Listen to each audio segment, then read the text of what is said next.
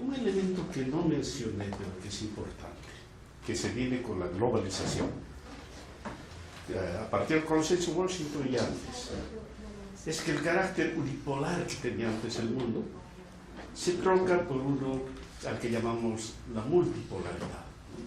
El diseño del mundo fue así, multipolar. Esto quiere decir que la apertura del mundo, especialmente el comercio, permitió que cada uno de nuestros países pudiera negociar con muchos otros países o con bloques de integración. Yo no sé el caso de Chile, que es uno de los de mayor apertura, pero debe tener unos 30 acuerdos comerciales, ¿no? Perú tiene 36, Bolivia tiene 1, Ecuador creo que 1. Entonces, mucho depende de las maneras como los países insertaron las políticas.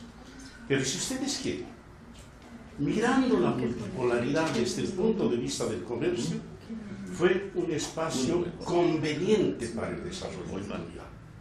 Estos discursos de mayor inversión externa y privada en nuestros países, ¿no? Esto del fomento de la empresa privada junto con la estatal, era parte de la multipolaridad.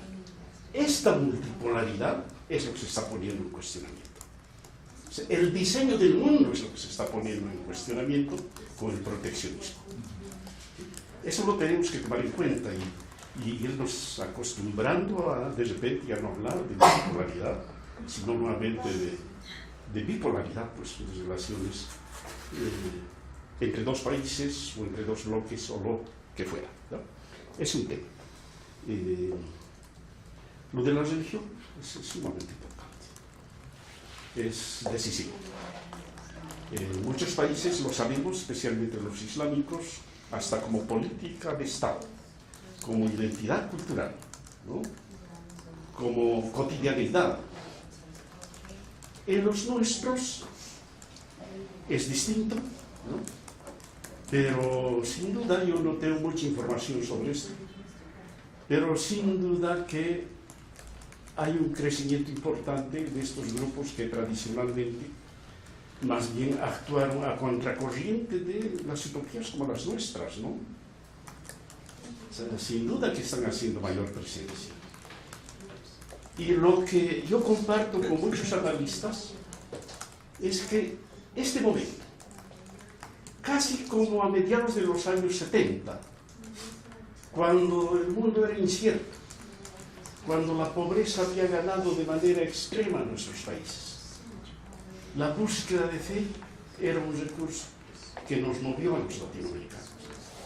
Yo recuerdo en ese momento, en la placa, mi querida Sonia, era un momento como de resurgimiento de las utopías, ¿no? La gente estaba buscando espacios donde volver a creer.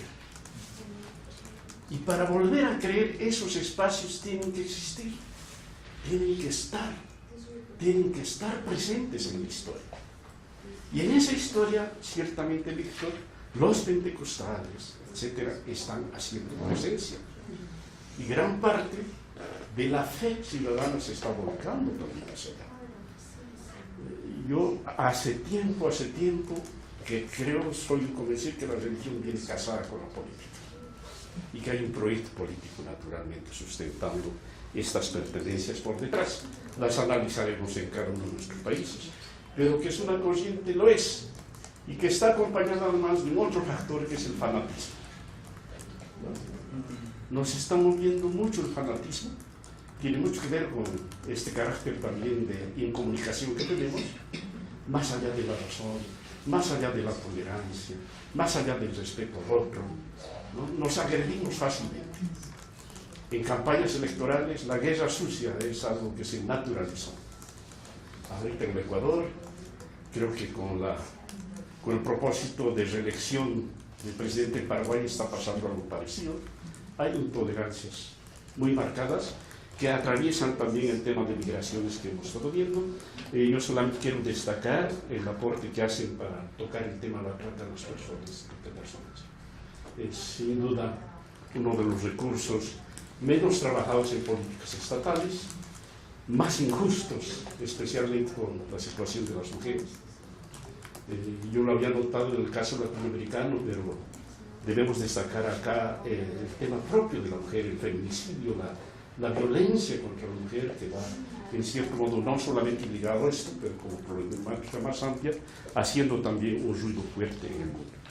Lo del neocomunismo, estoy de acuerdo con Víctor, pero es un neocomunismo instalado más en nuestros imaginarios que en lo que realmente es China. O sea, yo creo que está instalado en el deseo que quisiéramos que sea distinto a Estados Unidos. El deseo de relacionarnos con una política que podría ser distinta. Estoy de acuerdo también con tu aseveración de que es una expresión del más salvaje de los capitalismos. Y no lo dije cuando toqué el tema del ambiente, pero ciertamente pues el capitalismo es una de las causas más atroces para la existencia de la problemática del cambio climático, ¿no?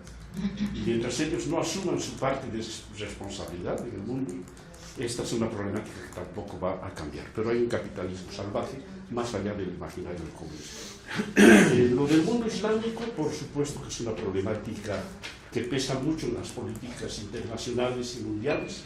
No nos llega mucho al continente, pero gran parte de las políticas últimas, tanto de China como de Estados Unidos, la Unión Europea, han sido hasta concertadas en la lucha contra estos pueblos. Y cuando yo decía que estas guerras se están trasladando a las metrópolis, es por eso. O sea, de la afectación en su territorio no desaparecen, sino que se mueven a otros lados. Y ahí están y van a seguir estando, ¿no? Estas son guerras religiosas, ¿no? A su estilo, a su manera, y con los elementos de fanatismo que mencioné como existencia en esta realidad. Seguimos, por favor. ¿Habían más manos ahí? Ya hablé de Víctor. Víctor. Rapidito. Sobre China, porque a lo mejor no lo tocamos más, no sé. Sí. El caso de Costa Rica fue prácticamente descarado. Oscar Arias, premio Nobel de la Paz, aceptó romper relaciones con Taiwán para hacerlo con los chinos. Y a cambio nos regalaron el Estadio Nacional, una joya en medio de San José. Y ahí van con otros proyectos, que van una supercarretera que van a hacer, pero por ahí nació el asunto. Gracias. Escuché a un analista que decía, ya cuando uno va a Costa Rica ya no dice pura vida, es pura vida, ¿no? Ese chino está... ¿Sí? Carlos, por favor. Sí, sin querer pecar de ingenuo, voy a lo macro. Tú decías que lo que se está moviendo es el poder, que es lo de arriba.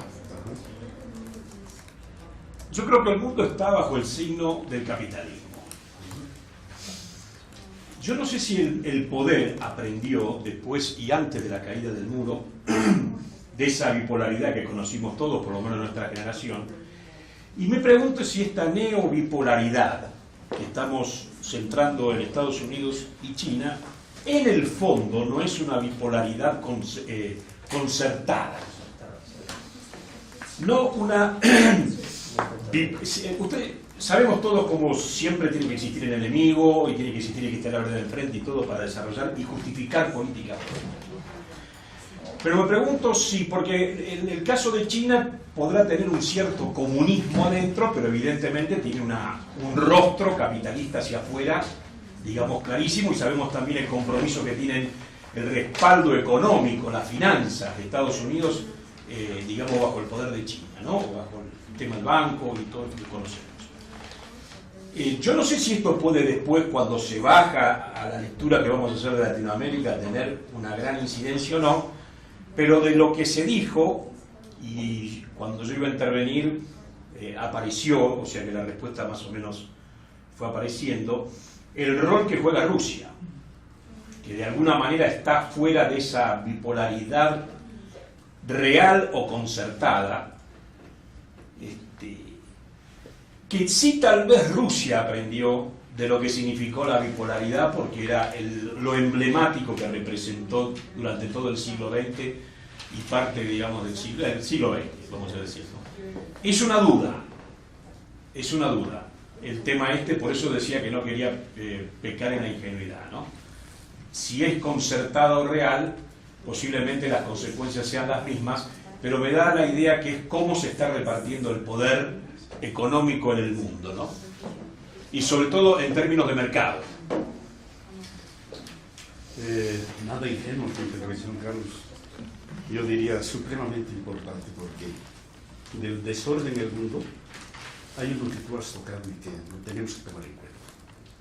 En el diseño multipolar del mundo, las multinacionales jugaron un rol principal en el manejo de las finanzas, de la economía y hasta de la política en el mundo, ¿no? O sea, me imagino que también en nuestros países son las grandes empresas los que deciden los destinos de las políticas nacionales. Muchas gracias. Y esto pasaba también con los Estados Unidos y está pasando actualmente en la China, ¿sí? Digamos que era parte del paquete, parte del modelo privatizador, que redujo el Estado a grado mínimo, ¿no? Y puso por encima las multinacionales. Es que, Carlos, esto también se está cuestionando. Esta movida de Trump, con todo el carácter y tradición y fortaleza empresarial que tiene el señor Trump, es una movida ya heredando los rasgos de Obama de recuperación del rol del Estado en el manejo de la economía, ¿sí? Entonces, este es otro elemento que no hay que tomarlo en cuenta solamente como una política de los que se llaman países progresistas en la región, que al Estado le conceden un rol importante en la economía, y en algunos casos está exagerado en la economía. Esto se está dando también en los países centrales, particularmente en los Estados Unidos, ¿ya? Uno de los elementos de su recomposición del desorden mundial tiene que ver con esto. O sea, las multinacionales en su lugar y los estados decidiendo las políticas de cada país. Que no nos extrañe que esto vaya a ser así. Llama la atención sobre todo en el caso estadounidense, donde esto se rasgó mucho a pesar de la fortaleza de sus dos tradicionales partidos. Extraña mucho menos en China, ¿no? Donde el Estado es siempre fuerte. Es un país tan fuerte que lo que se llama privado en los temas estructurales importantes de la economía china son manejados por el Estado. Petróleo, energía, etcétera, son de empresas estatales con carácter privado, pero son estatales, ¿no? O sea, digamos, ahí se mantuvo el modelo. Es otra cosa que tampoco debería llamarnos seguramente la atención en nuestros países. Sea el tipo de gobierno que fuera, tiene que haber una recuperación del carácter del Estado.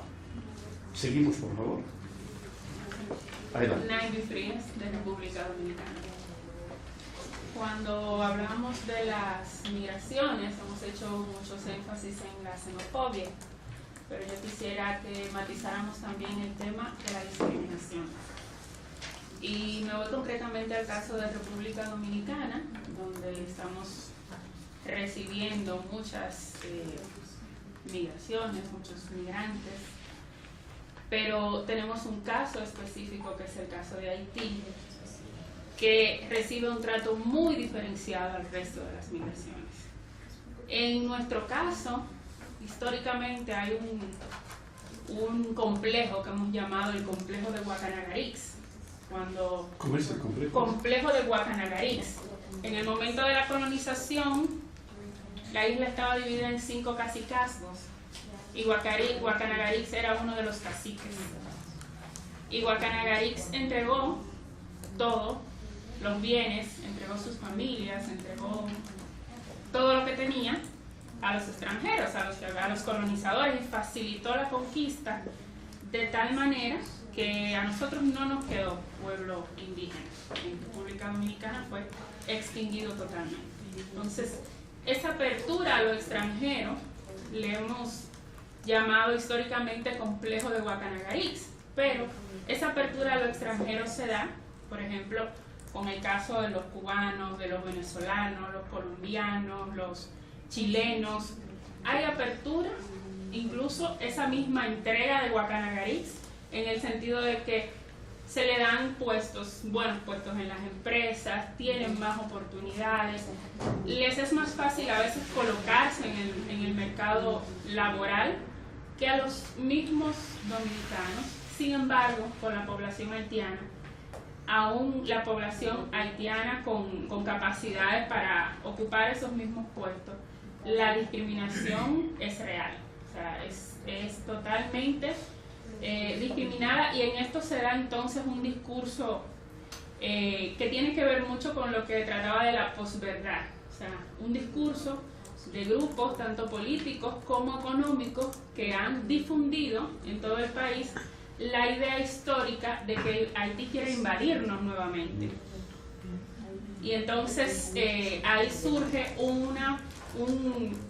un neonacionalismo que solamente que crea muros, y no solamente muros imaginarios, sino que se está hablando también de la construcción de un muro en la frontera, de un muro físico, precisamente solo con la población haitiana o de origen haitiano, que es otro tema que tenemos, porque ya por todos los años hemos tenido personas que han nacido en República Dominicana con origen haitiano, y algunas de estas personas, se habla de más de 200.000 personas que ya se han censado, están en este momento en una situación de apatridia, porque no se le conceden sus documentos en República Dominicana, nacieron en suelo dominicano, quizás de padre o madre haitiano, y nunca han estado en Haití, o sea, no pueden ir a Haití a buscar un acta de nacimiento porque es que no se consideran haitianos. Entonces,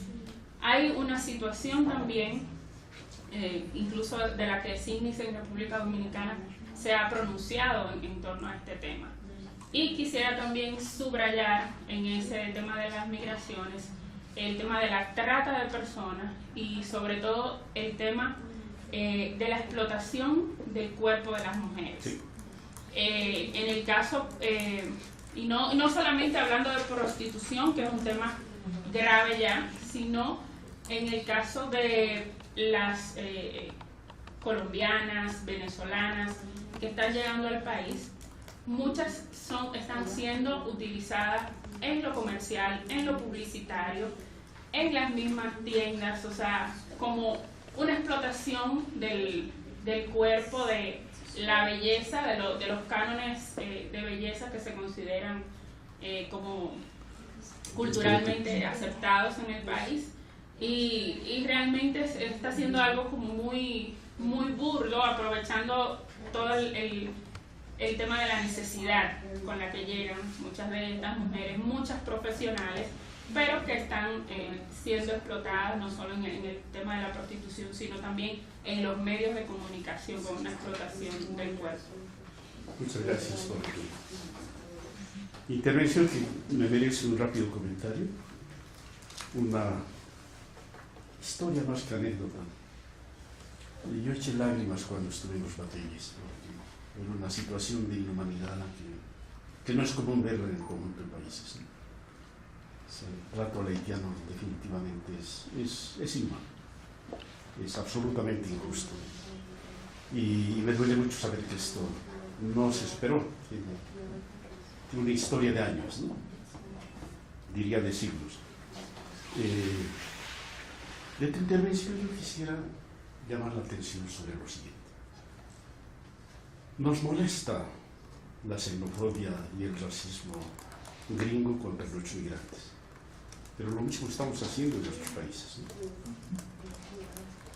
Y lo estamos ocultando. O sea, que no nos sirva de pretexto lo mal que funciona el norte para legitimarnos en lo mal que estas cosas están funcionando en nuestro país.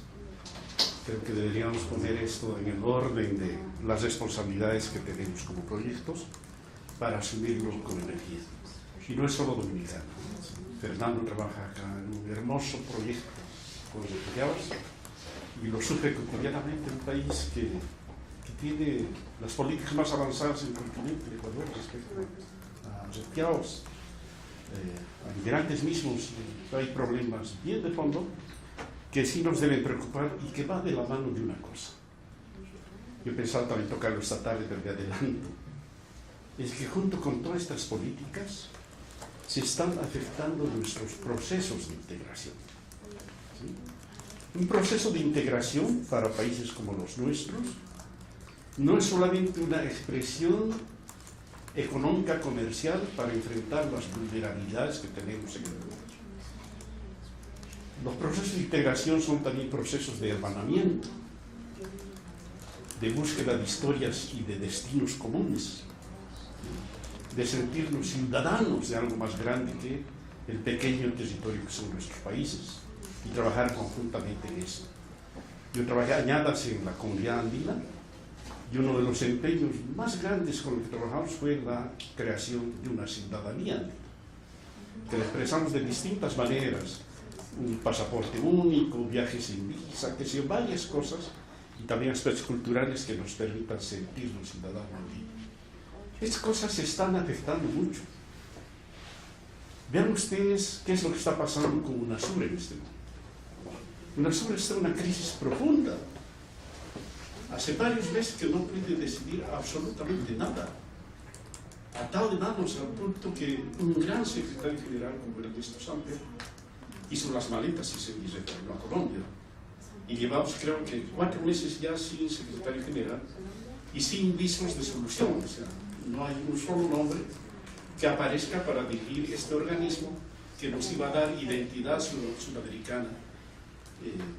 Y esto está pasando también con Mercosur, sin duda, está pasando con la CAR.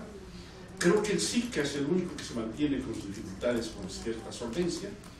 CARICOM está con sus dificultades fuertes también, aunque tiene identidades de otra naturaleza, y va de la mano con eso. O sea, es un problema de relación cotidiana, de neonacionalismo, como decías tú, pero es un problema también de políticas en relación a los aparatos de integración que podrían ser las salidas para enfrentar conjuntamente este tipo de temas, ¿verdad? Cierro esto dejando nada más que ojalá claro lo siguiente: si perdemos nuestros organismos de integración, perdemos la posibilidad de políticas conjuntas en temas tan fuertes como los que tú has mencionado. Porque perdemos la posibilidad de que entre 2 países, o entre 3 o entre 4 países, tomemos unas decisiones respecto a un tema, por ejemplo, como el de la CAR, que son temas no nacionales, sino internacionales, y no sé si universales. O sea, no se resuelven con un decreto de un país, se resuelven con políticas de varios países y, naturalmente, con políticas de comunicación y de construcción cultural con ciudadanías de otra naturaleza. Muchas gracias por tu aporte y seguimos. México lindo y querido. Una reflexión que me gustaría compartir es con respecto a toda la problemática que obviamente mi país está teniendo con respecto al país del norte y a las políticas del señor Trump. Hay un aspecto que es cultural. El aspecto cultural es el que está marcando toda es como lo identificamos un poco, ¿no?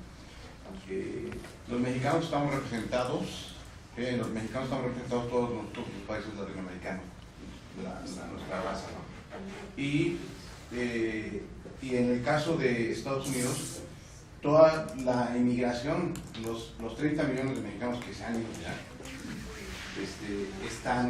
han invadido, ¿sí?, toda la zona sur de los Estados Unidos. Entonces es como que retomamos, ¿sí?, aquello que históricamente nos perteneció, ¿no?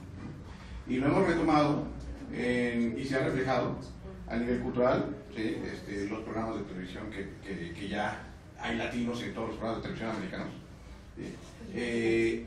La comida, ¿sí?, la lengua, ¿sí?, nuestra religión también, ¿sí? Entonces eso es lo que, ¿sí?,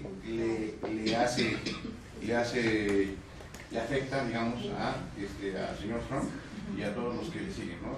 Hablando del aspecto de la xenofobia. Ese es el gran meollo de este problema, ¿no? Así es como lo vemos. Entonces, ya todo lo demás, ¿no?, las acciones que está promoviendo el señor presidente de Estados Unidos, pues bueno, de que el muro, de que renegociar el Tratado de Comercio, pues bueno, todos lo hemos estado platicando aquí, ¿no? Pues bueno, al final es un problema cultural. Sí hay una persecución, ¿sí?, contra nosotros, ¿no?, como bloque, por latinos. Y bueno, pues hay muchos otros problemas que compartimos. ¿Sí? Un comentario que hicimos en el grupo era el hartazgo político, ¿sí?, que nosotros tenemos en México. Y ya no confiamos en la clase política, que yo creo que es algo que compartimos muchos de los otros de los demás países, ¿sí? y bueno, otros problemas, ¿no? O sea, ahí dejo ahorita esto para que nos ayuden, nos realimentes un poco, ¿no? Sí, pues, gracias. ¿Seguimos? Antes, si quisiera que cerráramos, si hay otras intervenciones para que cerremos este bloquecito de diálogo con la intervención de... Tú ibas a publicar algunas cosas. Sí. Ah, ok, perfecto. Solamente para compartir la doble moral que tenemos en nuestro país. Una doble moral muy importante y que se basa principalmente en un nacionalismo mal entendido, podríamos decir, con una xenofobia que se transmite a través de los medios de comunicación de distintas formas, lastimosamente. Porque hablamos de un nacionalismo cuando, por ejemplo, fue Maduro, cuando se dio el golpe o juicio político, dependiendo de la mirada de cada uno, a Fernando Lugo, y cuando fue, por ejemplo, Maduro de Venezuela al Palacio de Gobierno, y ahora lo odian los nacionalistas, a ultranza lo odian a Maduro. ¿Qué se cree para venir acá a nuestro país a decirnos lo que tenemos que hacer? Lo mismo pasa, por ejemplo, con Brasil, porque lo tenemos en los medios de comunicación, a través de tratados internacionales, como mega ejemplos, por ejemplo, de comercio, de potencia mundial, pero por otra parte, culturalmente los odiamos en ciertos aspectos, cuando tiene que ver con los campesinos que son desplazados en las fronteras. Lo mismo nos pasa con Argentina, que el ego del argentino en Paraguay es un tema aparte, por ejemplo. Y tenemos el descaro, incluso nosotros, de agradecerles al mismo tiempo a los argentinos por recibir a casi 1 millón de paraguayos que hoy migraron de Paraguay a la Argentina, datos que son realmente importantísimos teniendo en cuenta que somos 6.700.000 más o menos y hay 1 millón de paraguayos afuera. Decíamos, tenemos el descaro de decirles a los argentinos, qué gusto, gracias por recibir a nuestros compatriotas, sin ni siquiera analizar por qué nuestros compatriotas están, por ejemplo, abandonando nuestro país. Esto definitivamente nos lleva a hablar a través de esta incomunicación que estaba diciendo Dalit, teniendo en cuenta los medios de comunicación, porque estamos desinformando al mismo tiempo que estamos enviando un mensaje bastante xenófobo, culturalmente hablando, a través de los medios de comunicación estamos alabando a aquellos países que despreciamos, entre comillas, por abajo, culturalmente. Y esto, por supuesto, nos lleva a pensar qué estamos comunicando a través de los medios de comunicación, cómo estamos utilizando los medios de comunicación y qué mensaje realmente queremos enviar. Y todo esto se traduce finalmente a políticas comerciales de gobierno que son tomadas, digamos, por debajo de la mesa y que poco o nada tienen que ver con la cultura y con la realidad que vive el sector campesino. Por ejemplo, hablamos de mucho nacionalismo, pero no pensamos en los campesinos desplazados, en los indígenas, que también son la base de nuestra cultura y que hoy no los tenemos en cuenta. Eso es todo. Bueno, para redondear así, algo que se me ocurre en base a la presentación un poco desalentadora, devastadora, ¿verdad? Porque parece que no hay un poco lucecitas así de esperanza, pero sí que lo hay, estoy segura. Y pensaba nomás, por ejemplo, el tema medioambiental, esta conglomeración de la COP, ¿verdad? De la Conferencia de las Partes, ¿verdad? De la Convención Marco para el Cambio Climático, de la que forman parte 45 países a quienes nos afecta el cambio climático. Paraguay es uno de los países que forma parte de esta Convención Marco, y para evitar el calentamiento global a plazo largo, ¿verdad?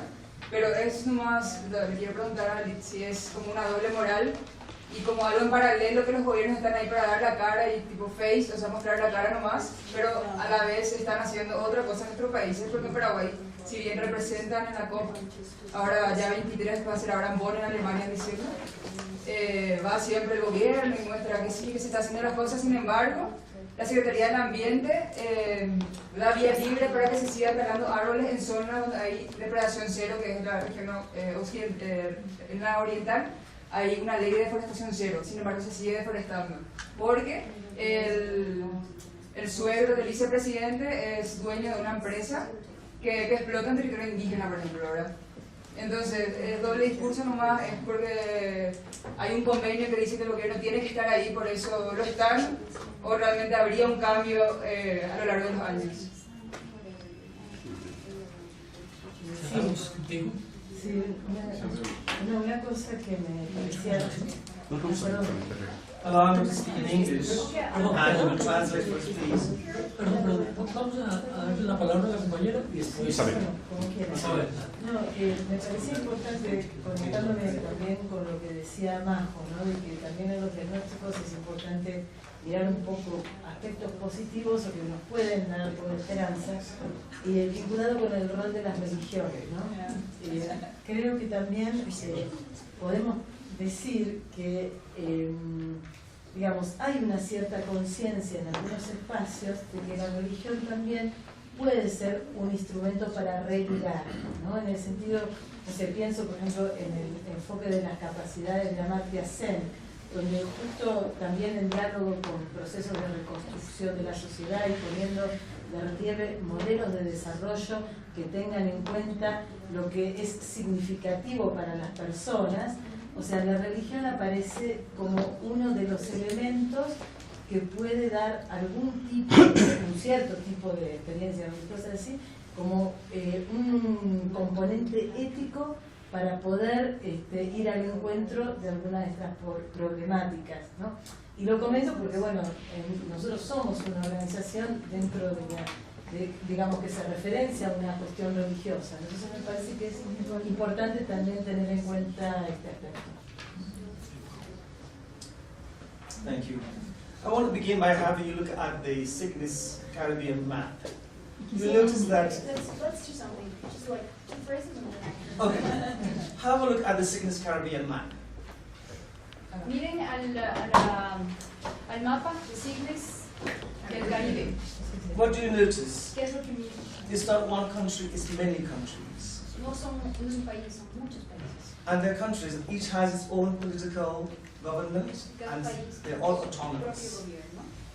And what we find, although we have CARICOM, which Yes, is sir. meant to be Tenemos CARICOM, a commercial linking of all these different countries, vínculo económico con estos with países. regard to immigration, we should have free movements and working in different countries. That is not a reality. En realidad este tratado no es, esa libertad de movimiento y de comercio no es una realidad. What we find is that most countries want to hold on to their own and they will not allow other countries to participate.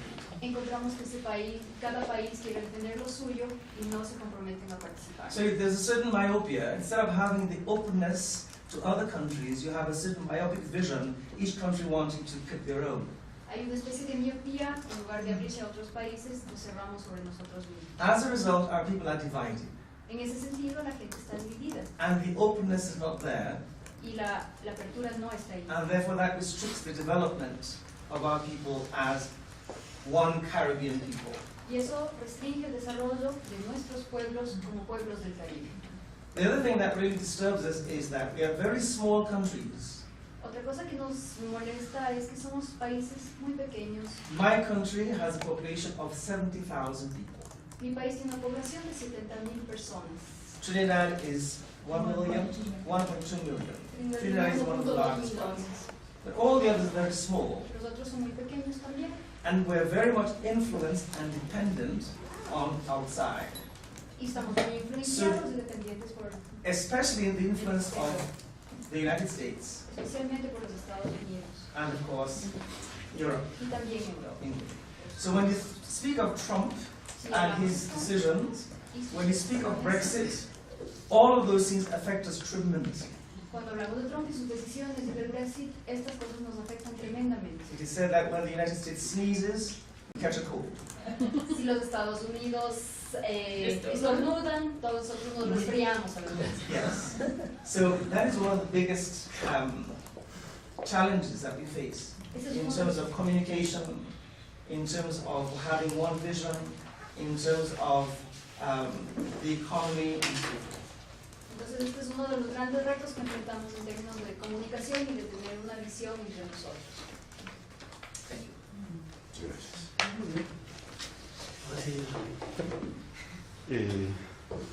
Todavía no palabras de cierre de esta parte, sino de comentarios que dicen en cada intervención cosas muy ricas, ¿no?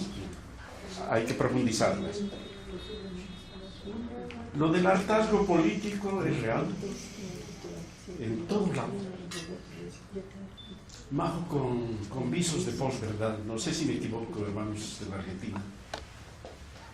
Renegamos tanto contra Cristina, no sé si la estamos extrañando, pero por lo menos no estamos contentos con lo que está pasando ahora, ¿no? A veces el hartazgo político nos lleva a decisiones que no son necesariamente las más correctas. Por el fanatismo, por ejemplo, en las elecciones ahora en el Ecuador, la gente no está pensando en la gobernabilidad, o sea, no está pensando en qué programa está proponiendo cada candidato. Se están moviendo por las promesas que la gente quiere escuchar. Hay un señor que está prometiendo 1 millón de empleos en 4 años, ¿no? Y la gente se lo está creyendo. Entonces, este hartazgo va acompañado de medidas, yo no diría desesperadas, pero por lo menos no bien argumentadas ni bien reflexionadas. Y va a la par de lo que la comunicación, junto con la política, está haciendo con esto. Segundo tema. México, mi querido. Este México adorado, ¿no? México lindo y querido. Es que no es solo México. México es América Latina. Y la discriminación y el muro hacia México lo tenemos que ver como un muro y una discriminación hacia América Latina, ¿no? Ciertamente, cuando Estados Unidos estornuda, Caribe se resfría y América Latina, pero a México le da una neumonía por estar. Entonces, México somos todos con la problemática que está viviendo, incluida la de la violencia, el terrorismo, que la hablaremos esta tarde.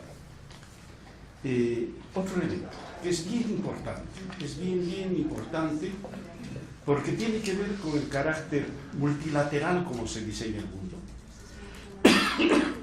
y que tiene que ver también con la crisis financiera internacional que nos afectó tan profundamente en los años 2008-2009 y tiene sus secuelas ahora, ¿ya?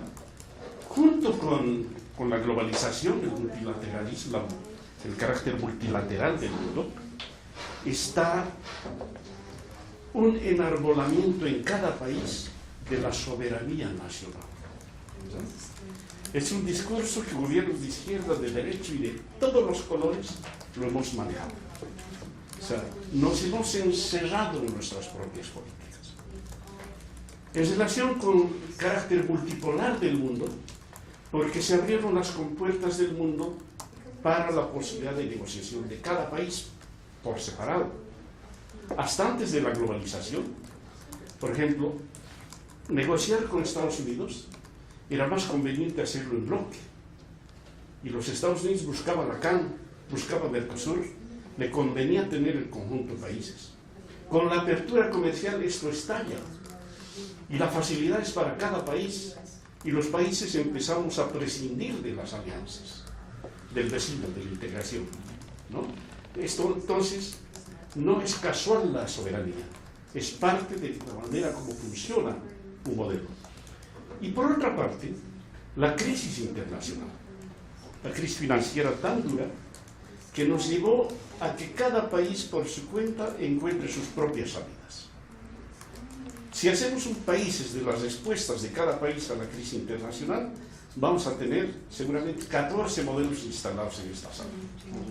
Cada país se inventó su fórmula para ser afectado lo menos posible en sus vulnerabilidades con la crisis internacional. Entonces estamos en una situación heredada de países orgullosos de su soberanía nacional. Hacia adentro y hacia afuera, a los gringos se los echamos en cara. Es un país soberano, caramba, a mí no me viene a decir nada. Soy un país soberano, o sea, nos empoderamos de esto. Es bueno en cierto modo, pero es perjudicial en gran medida también cuando uno quiere trabajar programas de hermanamiento. Yo voy a dejar para el final, incluso después de América Latina, los aspectos positivos que por supuesto los hay. Pero no esperemos aspectos positivos de la perspectiva que estoy exponiendo, que es la perspectiva de los pobres. Este es un ambiente desde esa perspectiva difícil, compleja, inconveniente para nosotros. Las esperanzas están en los pueblos. ¿no? Pero ese es otro tema que lo vamos a tocar al finalizar mi intervención. Naturalmente que hay posibilidades y hay responsabilidades, nos va a tocar un papel durísimo. El tema del ambiente majo, de nuestra casa común, es un tema absolutamente complejo que forma parte de lo que es este sistema. Los acuerdos internacionales, COP y otros en relación al cambio climático, estos tratados internacionales y políticas comunes entre países, tienen condicionalidades y límites bien claros, ¿no? Se está moviendo lo que se llama la economía verde, pero no están moviendo realmente una defensa clara del ambiente, de la biodiversidad. O sea, la defiende hasta el punto en que les es útil a las políticas desarrollistas y a las ideas del progreso y el crecimiento. Ahí se acaban los límites. En Bolivia y Ecuador, miren ustedes, donde enarbolamos el vivir bien, buen vivir, es una causa, es una camaña que tienen como eje el respeto a la Pachamama, a la madre tierra. Estamos pisoteando políticas acá con el, ¿cómo se llama? Yasuní, en Bolivia el Tignis, ¿no? Estamos penetrando un parque, una reserva enorme y riquísima en Bolivia para que pase una carretera cuando podría dar la vuelta por los límites. Entonces, claro, uno se pregunta, si líderes mundiales de una política de reivindicación de la defensa del medio ambiente no la respetan, ¿qué podemos esperar del conjunto de otros países, ¿no? A los cuales sí les interesa que nosotros sigamos pues violando nuestra naturaleza para el desarrollo de los países? Es un tema complejo que no tenemos que seguir poniendo en la agenda. Yo solamente diría en este punto que la mejor perspectiva es la que nos dice el Papa, la de la ecología integral. No es un problema solo ecológico, lo es económico, lo es social, lo es cultural y lo es ideológico también. A no bajar los brazos, mi querido Majo, me alegra mucho que estés trabajando en esto. Cierro mi intervención, mi querido Fernando, solamente recordando esta parte en lo siguiente. He expuesto una mirada global,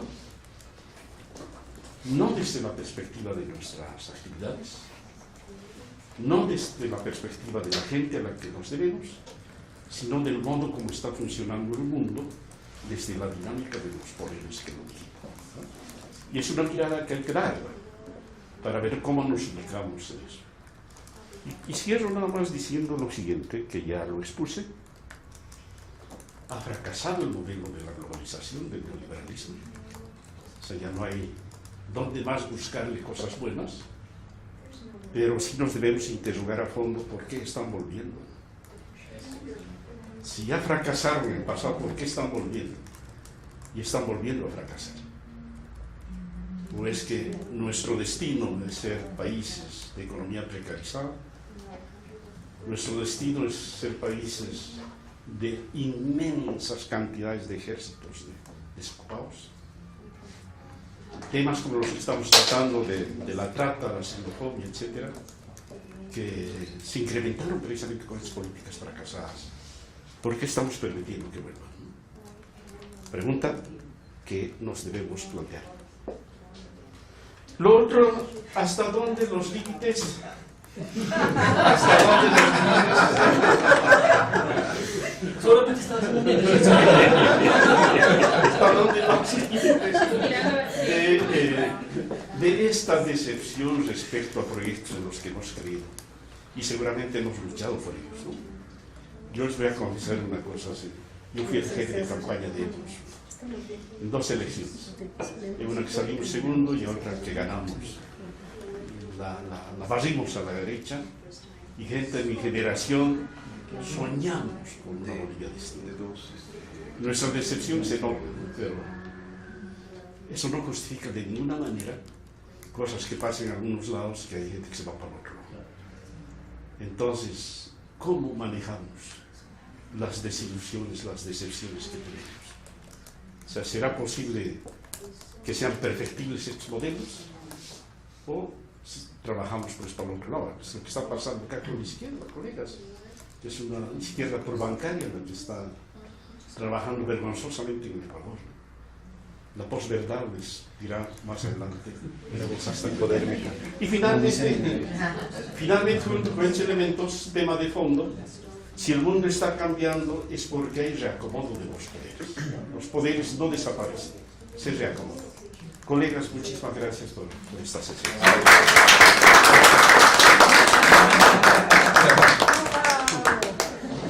Solo hacerles una reflexión transitoria, porque si los poderes están cambiando, siempre los poderes han sido sustentados en la gente. Nos guste o no nos guste, todos los gobiernos que han llegado en estos últimos 15 años a algunos países de América Latina y que han intentado cambiar, han sido elegidos democráticamente. Entonces, ahí la pregunta también es, ¿cómo están cambiando esas poblaciones que han elegido a estos gobiernos? ¿Qué ha pasado en las masas de los años 60, 70? ¿Y qué está pasando ahora? Porque yo solo quiero recordarles que por lo menos desde mi experiencia, en los años 80 y en los años 90, mucho del trabajo que hizo la Iglesia, voy a citar el caso específico de las comunidades eclesiales de base, generaron movimientos populares que llevaron en buena parte a estos gobiernos. Eso no lo podemos desconocer. O sea, salir de toda la fuerza que en el año, a finales de la década del 80 y durante el año 90, todos estos gobiernos que salían de las dictaduras, que entraban en el neoliberalismo, que generaron todo lo que generaron, y en el caso ecuatoriano el feriado bancario, pero en Argentina todo el desastre, en Colombia todavía la cosa es mucho más compleja porque es el único país que ha mantenido un movimiento en armas. Pero fueron ¿quiénes los que generaron eso? Yo recuerdo que a Evo lo conocí en una radio comunitaria en Bolivia. Era corresponsal de una radio comunitaria y en el trabajo que hacíamos desde la OCLAC con los programas de educación a distancia, Evo estuvo participando en esos programas. Entonces, todo este panorama que nos ha dibujado a David, hay que ahora contraponerlo con lo que está pasando ahora. ¿Por qué Chávez gana cuántas elecciones? Depende de lo que llame. O sea, si son elecciones de él o son elecciones de doctor. ¿Cuántas elecciones? Yo lo digo porque ¿quiénes son las personas que han cambiado la práctica electoral en nuestros países? Ahora, es otro análisis que tenemos que hacer de qué ha pasado, o sea, hacia dónde se orientó todas estas propuestas. Y la pregunta que hace David, ¿por qué están volviendo las derechas? Pero más que por qué, ¿cómo están volviendo? ¿Cómo? También electas por los pueblos. La ciudad de Argentina es ¿quién elige? ¿Quién nombró a Macri? ¿Quién lo eligió? ¿Qué va a pasar aquí este próximo sábado? Pues la gente elegirá. Ahora, ¿quiénes eligen? Ahí, ¿me entienden? Es toda esa relación. Y entonces, lo que yo les propongo ahora era una transición, porque tenemos un tiempo justo para una tareita que solamente les consulto. Ahorita podríamos compartir un poco lo que ustedes trabajaron en los grupos, que me parece que es muy importante que por lo menos presenten las ideas, porque esas ideas que ustedes trabajaron seguramente se van a enriquecer, a argumentar, a replantear con este ejercicio que hemos hecho ahora. Pero de todas maneras vale la pena compartirlas. A mí me gustaría que las compartiéramos para cerrar esta mañana. ¿Les parece? Sí, claro. Solo a manera de transición les voy a poner un canto que da un horizonte musical político. Está por aquí en mi...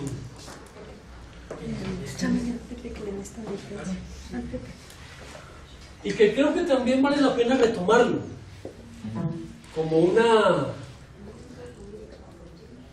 como una manera de leer también lo que nos está pasando.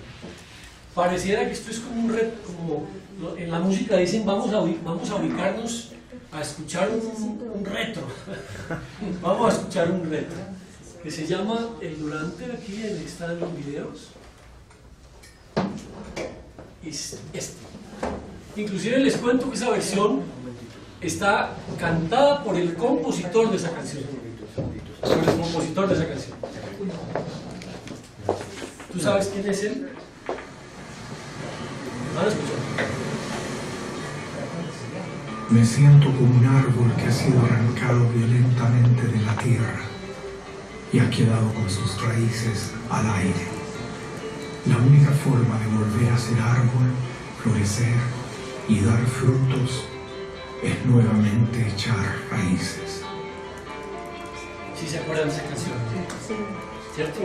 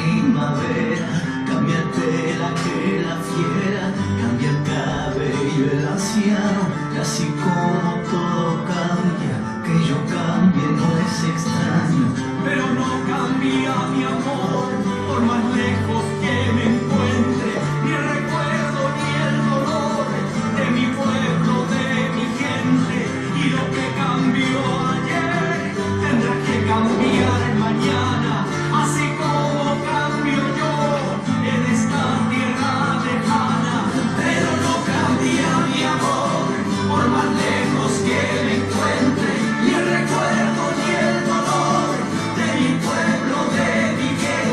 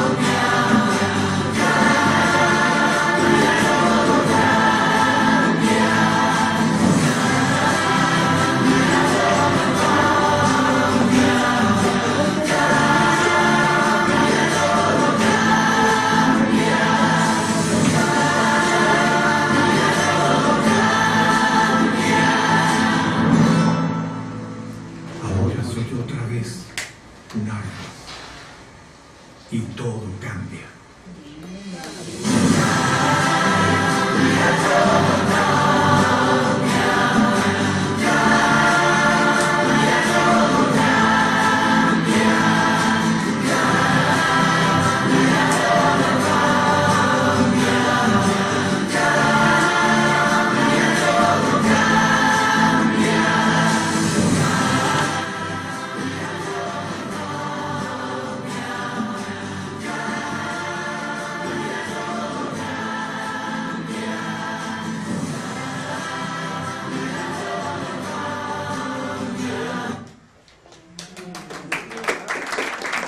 Esa es la actitud. Entonces, a ver, ¿por qué hago esta transición? Porque me parece que el trabajo que tenemos que lograr en estos 3 días es ir definiendo con la mayor claridad, sinceridad y optimismo realista posible los retos y desafíos que nos plantean este escenario que estamos tratando de construir y que vamos a seguir en la tarde. Entonces, abriría yo a que los grupos, antes de cerrar la mañana, pudieran compartir un poco lo que hicieron, que son cosas que vamos a ir retomando después. Entonces, no sé si el grupo 4, 3, 2, 1. 3, 2, 1. ¿Quién se anima a compartir un poco? Por número, ¿no? Empieza por número. El número 1.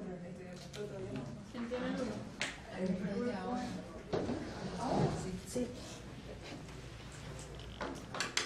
El grupo 1. Ya. Ya, ok. Bien. Realmente todo lo que estuvimos hablando en el transcurso de esta mañana tiene mucho que ver con lo que pensamos también con el grupo 1. Estábamos hablando de debilitamiento de la democracia, por ejemplo, de un crecimiento de la pobreza en varios sectores del país. Hablaba Carlos, esto principalmente con respecto a la Argentina, que se está dando actualmente también una crisis de falta de trabajo, una crisis de falta de educación, además de otros problemas también que no son muy comunes en América Latina, como es el caso de la migración, por ejemplo. Con respecto a Paraguay, partiendo un poquito del por qué sigue ocurriendo esto, por ejemplo, no se tiene en cuenta el sistema cooperativo que presentan los campesinos, que presentaron desde siempre en su metodología de trabajo en la tierra, de trabajar en conjunto, de trabajar en grupo, y lo mismo que los pueblos indígenas. Y ese sistema cooperativo y esa forma de trabajar se ha perdido totalmente en nuestra forma de gobierno actual. El éxodo, que también genera un desmembramiento en las familias, es demasiado importante, y esto trae como consecuencia una crisis muy importante de valores. ¿Por qué? Porque en Paraguay, por ejemplo, ocurre que las familias están totalmente desmembradas, es decir, hay hijos que no conocen a sus padres porque fueron a Argentina o porque fueron a España. ¿Y qué trae como consecuencia eso? Una crisis de valores que aumenta, por supuesto, también la inseguridad posteriormente, esa falta de pertenencia con lo que está ocurriendo en la realidad, porque su realidad realmente no responde a un modelo que esa persona quiere. Y esto también trae pues, la corrupción, trae falta de inversión importante en educación y en salud, porque la gente misma está pensando en sus propios problemas y no está mirando más allá para comprometerse en política, por ejemplo. La política para los políticos. También en Costa Rica hablaba la falta de liderazgo, una crisis política que se está dando también, ahí como están viendo un poquito un resumen por países, una crisis política y con la falta de figuras importantes, es decir, no hay figuras representativas y que digan yo represento lo que realmente el pueblo quiere hoy en día. Y se da un caso también importante de corrupción, como creo que se da en varios países de Latinoamérica actualmente. En el caso de Costa Rica, 2 presidentes, por ejemplo, fueron a la cárcel, y el tercero no fue solamente porque logró evadirlo, solamente por eso. Y también la crisis en la familia es muy importante. Volvemos nuevamente a esto, a por qué la familia se está perdiendo en estas circunstancias. ¿Por qué el matrimonio, como lo conocemos, consagrado a Dios, definitivamente ya casi no existe como un matrimonio real y como la base de la sociedad, como entendemos la familia? En Ecuador hablábamos de corrupción, que el modelo actual de gobierno tiene un control de todas las funciones del Estado. ¿Y qué trae esto como consecuencia? Que definitivamente esto no permita la investigación de muchos hechos de corrupción, porque si es que el Estado puede manejar todo, no se puede investigar los casos de corrupción que el propio Estado está llevando adelante. La división del país en lo político, por ejemplo, también tiene mucha consecuencia, y la criminalización de las protestas. Es decir, aquel que se queja es criminalizado y es apartado incluso en muchos lugares. Como conclusión, podemos tener entonces que los políticos no están representando al pueblo en lo que realmente el pueblo siente, en lo que el pueblo quiere, en lo que el pueblo necesita. La crisis en la justicia también es una consecuencia de esto. ¿Por qué? Porque definitivamente se siguen dando hechos de corrupción porque hay impunidad. Y la corrupción también como consecuencia de una crisis de valores y crisis en la familia. Y todo esto también, por supuesto, trae una falta de patriotismo que solamente haga que los políticos piensen en un solo sector y lo que les beneficia a nivel comercial y gubernamental, entre comillas. Gracias. Del grupo 2. Y entonces veíamos como consecuencia de este modelo, que es mucho de lo que hemos estado hablando esta mañana, de este modelo, que los efectos del cambio climático son más atroces para los países. Y veíamos, hacíamos énfasis en las islas, por ejemplo, lo que decía el padre William sobre los efectos del cambio climático en las islas muy pequeñas donde todo resulta afectado. Hablábamos de la falta de una educación que impulse una ciudadanía crítica, exigente y analítica, que también promueva más los procesos democráticos. Coincidíamos bastante con todo lo que hemos hablado sobre el tema de la corrupción, la impunidad, y cómo esto también ahonda las desigualdades en nuestros contextos, y cómo estas desigualdades también hacen que las poblaciones sean más vulnerables a estos efectos del cambio climático, por ejemplo. Y otro tema es muy importante en Latinoamérica, es la pérdida del sentido del valor de la vida, y cómo la violencia se está dando en todas las esferas sociales, violencias entre países, y hablábamos de los casos de frontera, violencias del institucional, o sea, de los gobiernos hacia la población. Hablábamos de los jóvenes que son muertos, por ejemplo, por la policía, y violencia en el hogar, donde muchas mujeres, muchos niños son maltratados, y el tema de los feminicidios también lo tocábamos ahí, y el tema del descarte de aquellos que no producen ya para el mercado, nuestros adultos mayores o las poblaciones de la tercera edad, que en muchos casos son abandonadas o son enviadas a asilo, o simplemente se tienen apartadas en el hogar sin ninguna atención adecuada. Entonces fue como el panorama que tiene muchísimo realmente que ver con todo lo que conversamos esta mañana. Muy bien.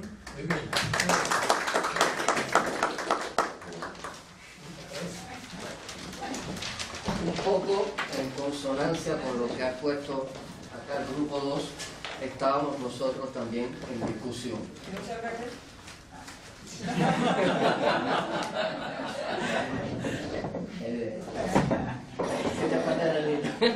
Estamos un poco, entramos en la discusión en concordancia con lo que ella ha planteado, y partiendo de una realidad: éramos 3 países, Argentina, Chile y Cuba, con 3 realidades muy distintas, pero a la vez semejantes. Entonces buscábamos cuál es la cuestión en el mundo actual que provoca un desorden al cual no son ajenos estos países, Argentina, Chile y Cuba. Entonces les voy a leer a lo que llegamos. Consideramos que como dato fundamental de la realidad de hoy es que no estamos cuidando suficientemente nuestra casa común. Creemos que la causa fundamental de este proceso se debe a que nuestros países están condicionados a un sistema económico mundial, que yo agregaría un sistema económico mundial injusto, donde el mercado determina las dimensiones económicas, políticas, sociales y culturales que provocan, lo que ya acá señalaba, una cultura del descarte, con diferentes matices en cada país. esa cultura del descarte se manifiesta de una forma en Argentina, una forma también diferente, con algunas similitudes en Chile y con muchas especificidades en Cuba, que no voy a entrar en ese detalle, pero específicamente lo veíamos así. No consideramos que se está descuidando nuestra casa común, o si lo consideramos no con la gran importancia que tiene, y que lo vemos como una cuestión fundamental, ese sistema económico que busca ganancias por todos lados, buscar ganancias a costa de una política de mercado. Esa fue a la conclusión que llegamos nosotros.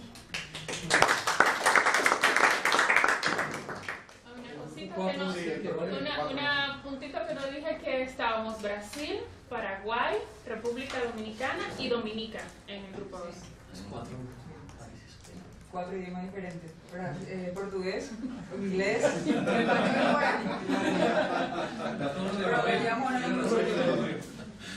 pero todo en realidad no era amor, así que... En el grupo 4 hicimos el esfuerzo de hacer nuestra reunión en inglés, ¿no? Entonces digo, fue más fácil, ¿no? Y ¿Puedes hacer una presentación en inglés? Podría ser, debería ser, ¿no? Pero me lo solicitó Lisa de que como para que sea en español, ¿no? Pues por eso tratamos de responder. Gracias, Lisa. Gracias. Entonces, adelante.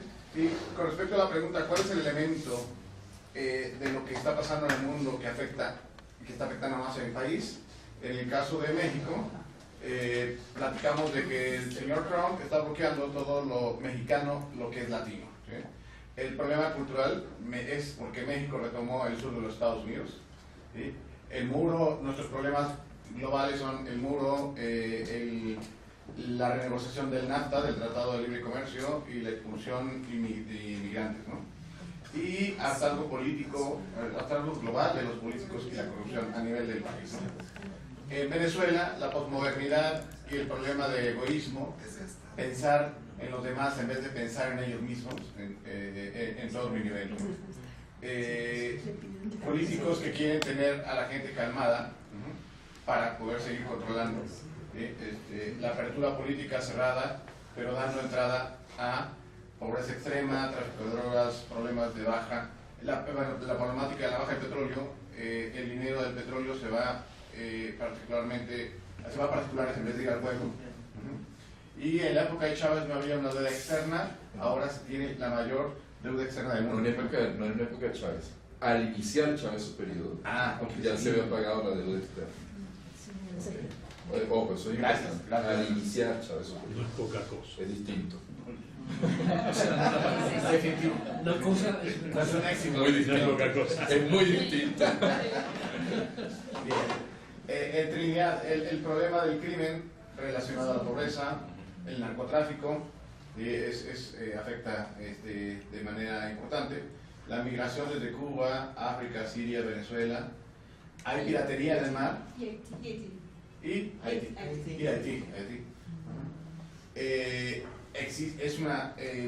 La piratería es parte para la zona de tráfico de toda es una zona de tránsito de la droga, ¿no? La influencia americana se importa al país, ¿no? El racismo, el aborto, etc., ¿no? Los temas del petróleo, sí, pero el costo de la vida dificulta, precisamente, el costo de la vida ha crecido ahora por el problema del petróleo, ¿no? Se han encontrado otras fuentes alternas al petróleo. Antes se vivía el cacao y el azúcar, el hierro, ¿sí? Antes del petróleo, ¿no? Es un poco el panorama, ¿no? Ya lo ofertado un poco más resumido, ustedes disculpen.